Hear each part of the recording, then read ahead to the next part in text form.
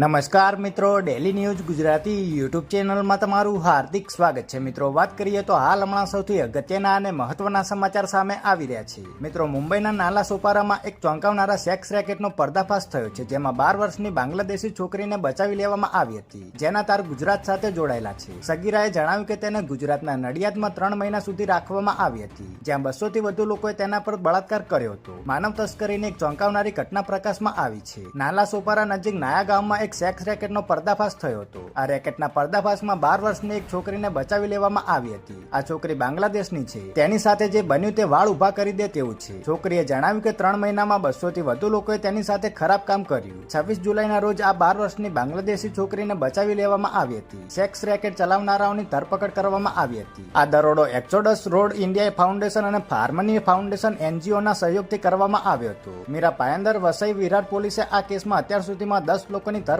કરી છે.